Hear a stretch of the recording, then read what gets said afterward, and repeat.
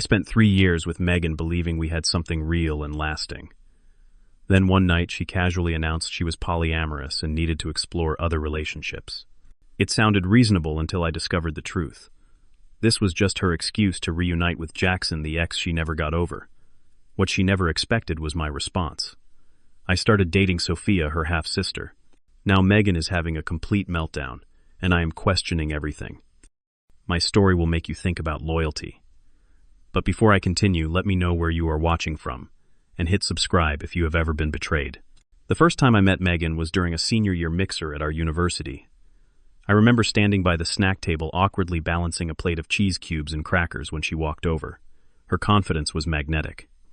With dark hair that fell just past her shoulders and eyes that seemed to assess everything in seconds, she made an immediate impression. She grabbed a cracker from my plate and said, "You look like you could use someone to talk to." That boldness caught me off guard, and within minutes we were deep in conversation about everything from computer science to our favorite childhood cartoons. Megan worked in financial analysis at 27, ambitious, and always planning her next career move. I was 29, a software engineer who spent most days buried in code and trying to solve problems most people never even knew existed. Where she was outgoing and socially skilled, I was more reserved, preferring small groups to large gatherings. Somehow that balance worked for us. After 6 months of dating, things became serious. We talked about the future, about building something together. By our 1-year anniversary, we decided to move in together, finding a 2-bedroom apartment in a neighborhood neither of us could afford alone. The second bedroom became our shared office, where Megan would analyze market trends late into the night while I debugged code beside her. Our routines fell into place naturally. Sunday mornings meant pancakes and planning the week ahead. Friday evenings were date nights, alternating between her choice of fancy restaurants and my preference for hole-in-the-wall places with amazing food. We talked about buying a house someday, getting married, maybe having kids down the road. Megan particularly liked to emphasize how important fidelity was to her. "My parents divorced because my dad cheated," she would say. I would never put someone through that pain. I first met her family about 18 months into our relationship at her mother Karen's birthday party. Karen was a carbon copy of what Megan would look like in 25 years, with the same analytical mind and sharp wit. Her father Thomas was remarried to a younger woman named Diane, and they lived across town. The tension between Karen and Thomas was palpable even years after their divorce. That was also when I first met Sophia. 2 years younger than Megan, she shared their father's blonde hair instead of Karen's darker coloring. Where Megan was all business and structure, Sophia was creative, working as a graphic designer for a local advertising agency. She had an easy laugh and seemed genuinely interested in my work, asking thoughtful questions about coding projects I mentioned. I noticed right away that the relationship between the half-sisters was complicated. Megan treated Sophia with a mix of sisterly affection and subtle condescension, often dismissing her creative career as playing around with colors all day.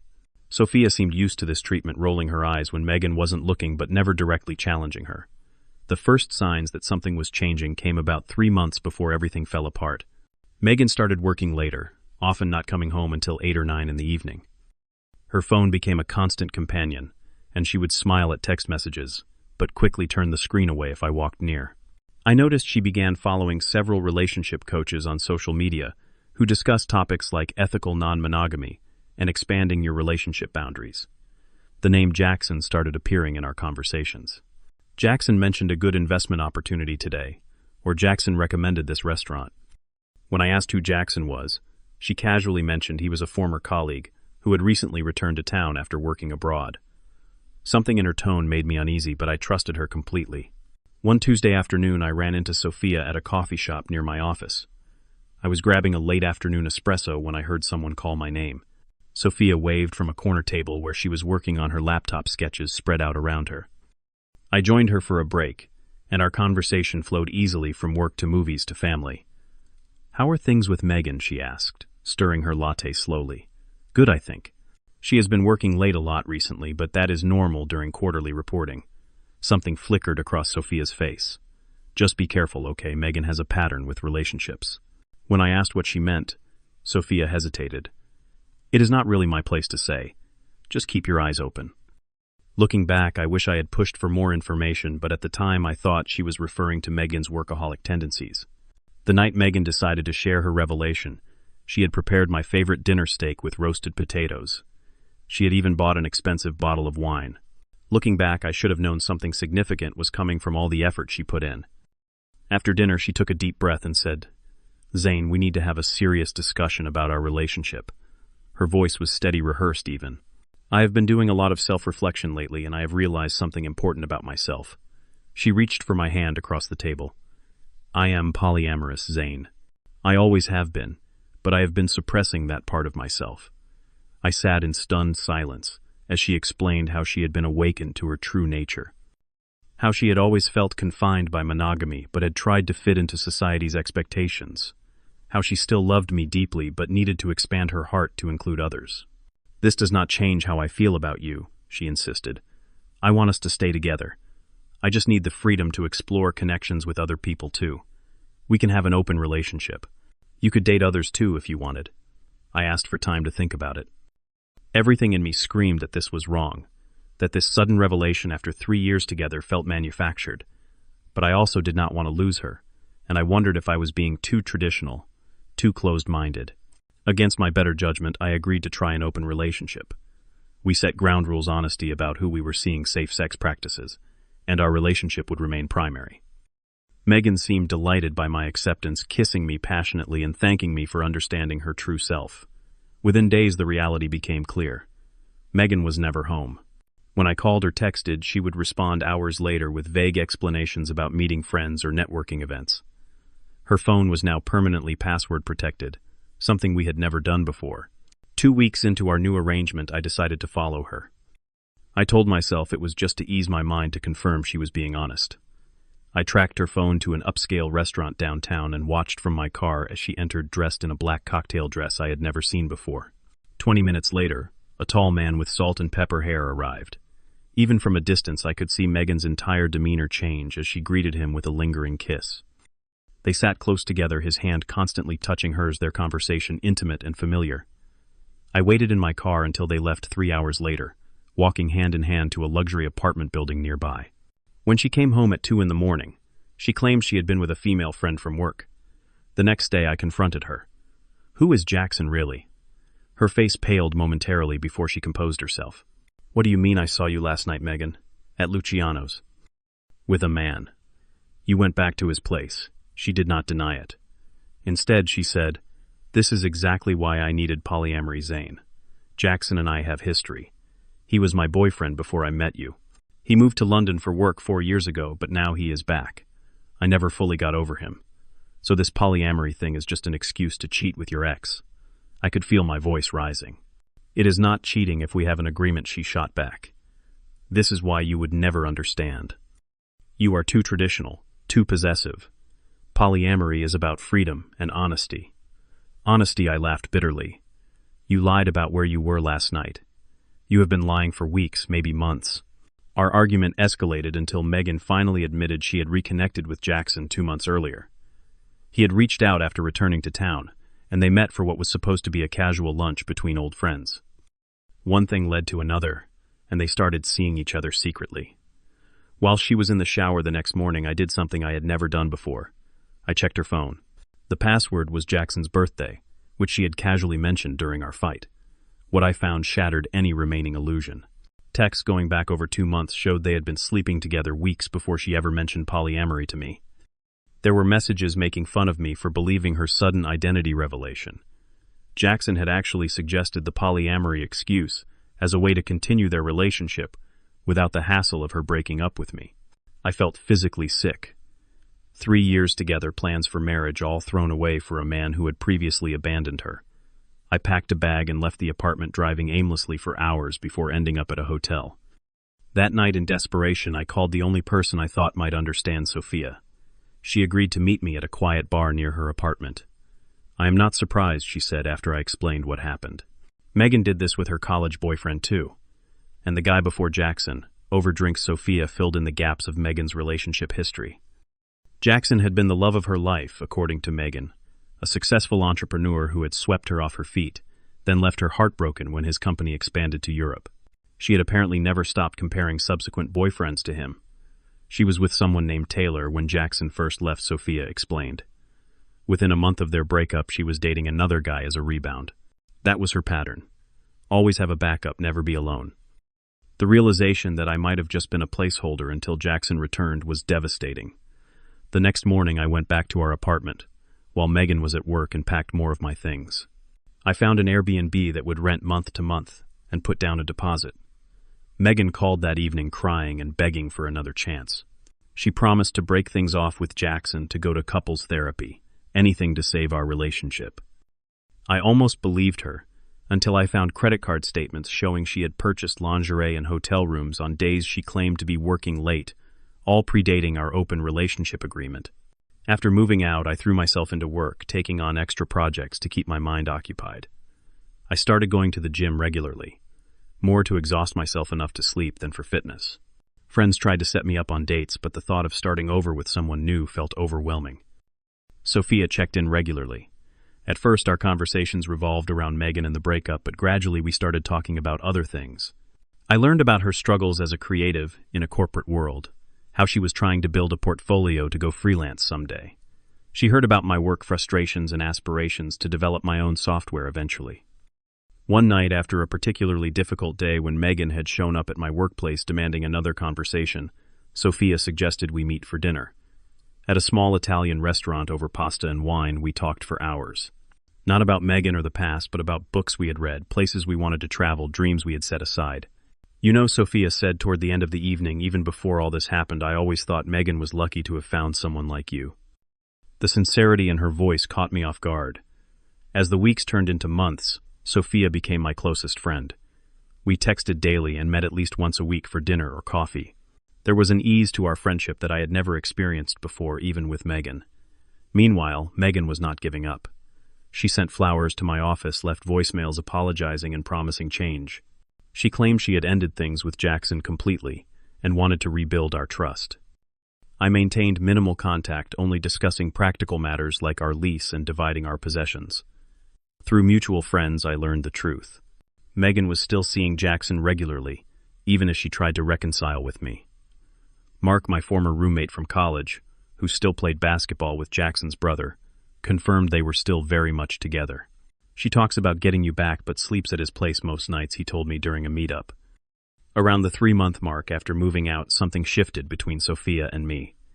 We were walking through the park after dinner, talking about a documentary we had both watched, when she suddenly stopped and turned to me. I need to tell you something, but I am afraid it will ruin our friendship, she said, her voice uncharacteristically nervous. My heart raced as she continued. I have feelings for you, Zane, not just friendship. And I have been trying to ignore them because of the situation with Megan, but I cannot pretend anymore. In that moment, all the little moments of connection between us crystallized into something clear and undeniable. The way my day brightened when she texted. How I found myself thinking of things to tell her throughout the day. The comfort I felt in her presence that I had never fully experienced with anyone else. I have feelings for you too, I admitted. But I am scared. The timing is terrible, and the situation is complicated. Our first kiss happened that night, tentative and brief, both of us pulled between desire and doubt. We agreed to take things extremely slowly to be certain we were not simply reacting to the drama with Megan. The reaction from friends was mixed when we eventually decided to date officially after several more weeks of careful consideration. Some supported us completely, saying life was too short to deny genuine connection. Others questioned our motives, suggesting I was using Sophia to get back at Megan, or that Sophia had always been jealous of her sister. Sophia's mother, Karen, was surprised but ultimately supportive after an initially frosty reception. I just want both my girls to be happy, she said when we finally had dinner together. But this will be complicated. You understand that, right, Thomas? Their father was more direct. When Sophia told him about us, he called me directly. Sophia has always lived in Megan's shadow, he said. If you are using her as some sort of revenge, I will make you regret it. I assured him my feelings were genuine, that what Sophia and I had built had grown organically from mutual respect and connection. After meeting for dinner and seeing us together, he seemed to believe me. The social pressure was intense. Friends would introduce us with explanatory preambles. This is Zane, he used to date her sister, creating immediate awkwardness. Online, where some friends had taken sides in the breakup, the news of our relationship sparked heated debates about loyalty and appropriateness. Everything came to a head when Megan spotted us having dinner at a new restaurant across town. We had specifically chosen a place far from our usual haunts to avoid exactly this scenario, but chance had other plans. Megan stopped dead in her tracks at the entrance, her eyes locking on our joined hands across the table. She marched over Jackson, trailing behind her, looking uncomfortable. "Are you serious right now?" she hissed loud enough for nearby tables to turn and stare. "My own sister. This is how low you will go for revenge." Sophia tried to calm her. "Megan, please. This is not the place." "How long has this been going on? Were you sleeping with him while we were still together?" Megan demanded, her voice rising. "You mean while you were sleeping with Jackson?" I countered, keeping my voice level. "No, Megan. Unlike you, neither of us cheated." Jackson tried to pull her away. "Babe, let us go somewhere else. This is embarrassing." "Embarrassing?" She turned on him. "You know what is embarrassing. Finding out your ex and your sister are screwing each other." The restaurant manager approached, asking us to take the discussion outside. As we moved to the sidewalk, Megan continued her tirade, accusing us of plotting behind her back, of trying to hurt her deliberately. "This has nothing to do with you," Sophia finally said firmly. "The world does not revolve around you, Megan. Zane and I connected because we are compatible, because we respect each other, something you never did with him." The confrontation ended with Megan storming off, promising to make sure everyone knew what kind of people we were. Within days, mutual friends reported she was telling anyone who would listen that I had pursued Sophia while still with her, that our relationship was nothing but a calculated revenge plot. The final confrontation happened a week later when Megan showed up unannounced at my apartment, not knowing Sophia was there. When I opened the door, she pushed past me, stopping short when she saw Sophia cooking dinner in the kitchen. "Of course," she said bitterly. "Playing house already." What followed was 3 hours of raw, painful conversation. Accusations gave way to tears, then to hard truths. Under persistent questioning from both of us, Megan finally admitted she had used polyamory as a convenient excuse, that she had been sleeping with Jackson for weeks before ever bringing up the idea. "I did not know how to tell you I wanted to be with him again," she said to me.